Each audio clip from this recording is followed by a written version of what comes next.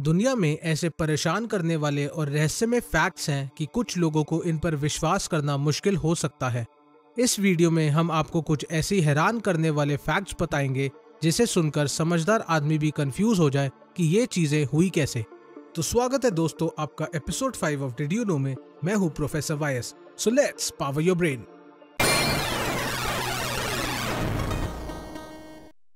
जब भी हम मम्मीज और बॉडी प्रिजर्वेशन की बात करते हैं, दुनिया भर के लोग इजिप्ट और मम्मीफाइड बॉडीज ऑफ फेरोज के बारे में ही सोचते हैं। लेकिन कितने लोग ये जानते हैं कि दुनिया के सबसे प्रिजर्व्ड बॉडीज वास्तव में चीन से आते हैं। द लेडी ऑफ डाई, जिसे डीवा मम्मी के नाम से भी जाना जाता है, वेस्टर्न हान डायनेस्टी की 2100 साल पुरानी मम्मी है और अब तक की सबसे प्रिजर्व्ड प्राचीन मानव है। इसका लेवल ऑफ प्रिजर्वेशन इतना आश्चर्यजनक है कि इसने दुनिया भर के वैज्ञानिकों को हैरानी में डाल रखा है। वर्ष 1900 में ऑस्ट्रियन फिजिशियन कार्ल लांडस्टीनर ने पहली बारी ब्लड टाइप्स की खोज की, जिसके लिए उनको 1930 में साइकोलॉजी और मेडिसिन में नोबेल प्राइज से सम्मानित भी किया गया था। तब से वैज्ञानिकों ने ब्लड टाइप्स को समझने के लिए और भी शक्तिशाली टूल्स डेवलप कर लिए हैं ताकि उन्हें ब्लड टाइप्स के बारे में और पता लग सके। हालांकि वैज्ञानिकों ने ऐसी काफी थ्योरीज भी डिस्कवर कर ली हैं जिससे उन्हें ये पता लग गया है कि ब्लड टाइप्स का एक मानव शरीर पर क्या इफेक्ट होता है। लेकिन वैज्ञानिकों को अभी तक ये नहीं पता चला है कि इंसानों में डिफरेंट ब्लड टाइप्स क्यों होते हैं। ब्लड टाइप्स के खोज के लगभग 100 साल बाद भी हम ये नहीं जानते हैं कि वास्तव में ये ब्लड ग्रुप्स होते किस लिए हैं। ऑस्ट्रेलिया में एक ऐसे थंडर क्लाउड है जो हमेशा लगभग हर दिन एक ही स्थान पर बनते हैं। इन थंडर क्लाउड को हेक्टर द कन्वेक्टर कहते हैं। ये थंडर क्लाउड हेक्टर थंडरस्टॉर्म के नाम से भी जाने जाते हैं। ये थंडर क्लाउड प्रत्येक वर्ष नवंबर से दिसंबर और फरवरी से मार्च के दौरान हर साल टिवी आइलैंड्स के बीच लगभग हर दोपहर को बनते हैं। ये थंडर क्लाउड इतने विशाल और घातक होते हैं कि इन्हें 100 किलोमीटर की दूरी से ऑब्जर्व किया जा सकता है और इनमें 100 एटम बॉम्ब्स जितनी पावर भी होती है। यहाँ तक कि ये विशाल थंडर क्लाउड्स 66,000 फुट की ऊंचाई तक भी पहुंच सकते हैं। कई वैज्ञानिक इस पर रिसर्च कर रहे हैं कि ये आखिरकार बनता कैसे है, और उनका ये मानना है कि जब समुद्री हवा सीमाओं से जाकर टकराती है तो हेक्टर क्लाउड बनता है। 42 वर्षीय चार्ल्स हिक्सन और 19 वर्षीय कैल्विन पार्कर ने यह दावा किया है कि उन्हें 11 अक्टूबर 1973 की शाम को एलियंस ने अगवा कर लिया था। उन्होंने जैक्सन काउंटी के शेरिफ को ये बताया कि जब वह पैस्कागोला रिवर में मछली पकड़ रहे थे तब उन्हें अपने 10 फुट ऊपर एक अंडे के आकार जैसा यूएफओ देखा, जिनमें से 3 व्यक्ति निकले जिनके लॉबस्टर जैसे हाथ थे और लोहे की चमड़ी थी।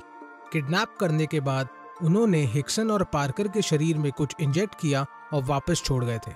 उन्होंने ये भी दावा किया कि वह होश में थे पर उनका शरीर पैरालाइज्ड हो गया था जब एलियंस उन्हें अगवा कर रहे थे। शेरिफ को लगा कि ये झूठ कह रहे हैं, पर जब दोनों लोगों से ये कहानी अलग अलग कमरों में सुनी तो उन्होंने बिल्कुल वही कहानी सुनाई। यहाँ तक कि हिक्सन का पॉलीग्राफ टेस्ट भी हुआ था जिसमें वो पास हो गया था। केंटकी के बाथ काउंटी में एक ऐसी घटना हुई जिसमें आसमान से मांस के टुकड़े बरसने लगे। ज्यादातर ये मांस के टुकड़े लगभग 2 इंच मोटे और 2 इंच लंबे थे, पर कुछ ऐसे मांस के टुकड़े भी थे जिनकी मोटाई 4 इंच और लंबाई 4 इंच थी। केंटकी के बाद ऐसी ही अजीब घटना यूरोप में भी रिपोर्ट की गई, जहां पर मांस के टुकड़े आसमान से गिर रहे थे। ये घटना इतनी ज्यादा पॉपुलर हो गई थी कि साइंटिफिक अमेरिकन और द न्यूयॉर्क टाइम्स ने भी अपने मैगजीन और अखबार में इस कहानी को पब्लिश किया था।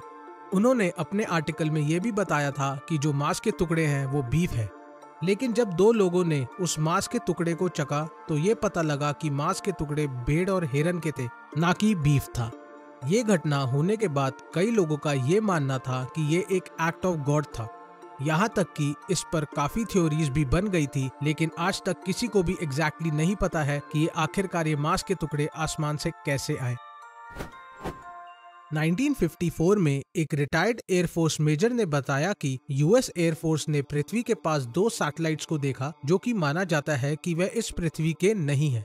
कई लोगों का ये दावा है कि ये सैटेलाइट 13,000 साल पुराने हैं और ये हमारे ग्रह की जासूसी कर रहे हैं। यहाँ तक कि उस समय किसी भी देश के पास सैटेलाइट लॉन्च करने की टेक्निक नहीं थी, तो ये सैटेलाइट किनका था और कहां से आया ये अभी तक एक बहुत बड़ा रहस्य है। 1967 में ऑस्ट्रेलिया के 17th prime minister Harold Holt Cheviot beach पर तैरते हुए गायब हो गए थे। जैसे ही वो गायब हुए police, royal Australian navy diverse, royal Australian air force helicopters और आर्मी पर्सनल ने बड़े पैमाने पर सर्च ऑपरेशन शुरू कर दिए थे। ये देश के इतिहास में सबसे बड़े सर्च ऑपरेशंस में से एक था। फिर भी इतना बड़ा सर्च ऑपरेशन होने के बाद वह उन्हें नहीं ढूंढ पाए। यहाँ तक कि उनकी पर्सनल बिलोंगिंग्स का भी कुछ अता पता नहीं था। जब उनका शरीर बरामद नहीं हुआ तो उन्हें मृत घोषित कर दिया गया था। 25 मई 2003 को एंगोला के एयरपोर्ट से बोइंग 727 प्लेन गायब हो गया था। दरअसल ये माना जाता है कि इस प्लेन को 3 लोगों ने चुराया था और जिन्होंने इस प्लेन को चुराया था उनको प्लेन भी नहीं उड़ाना आता था। ये भी माना जाता है कि इस प्लेन को उन लोगों ने बिना किसी कम्युनिकेशन और क्लियरेंस के टेक ऑफ कर लिया था और उसके बाद इसका नामो निशान भी नहीं मिला। यहाँ तक कि ये प्लेन को ढूंढने के लिए FBI और CIA ने वर्ल्ड वाइड सर्च ऑपरेशंस भी करे, लेकिन वे तब भी इस प्लेन को नहीं खोज पाए। आखिरी बार ये प्लेन अटलांटिक ओशन के ऊपर उड़ता दिखा था और उसके बाद इस प्लेन और उन लोगों के साथ क्या हुआ ये अभी तक एक रहस्य है। 2003 में जब ये 6 इंच का कंकाल चिले के एटाकामा डेजर्ट में डिस्कवर हुआ तो काफी लोगों को ये लगा कि ये कंकाल किसी एलियन का है। लेकिन जब स्टैनफोर्ड के साइंटिस्ट ने इस कंकाल पर काफी टेस्ट रन किए तो उन्हें ये पता लगा कि ये कंकाल तो किसी इंसान का है और इसे इंसान घोषित किए जाने के बाद इसके आकार, उत्पत्ति और अस्तित्व पर कई सवाल उठाए गए और आज तक इन सवालों के जवाब किसी के पास भी नहीं है। पिछले 70 सालों में लगभग 90 कमर्शियल एयरलाइनर्स लापता हो गए हैं। किसी को भी ये नहीं पता है ये सारे प्लेन्स कहाँ गए या उन विमानों के साथ क्या हुआ।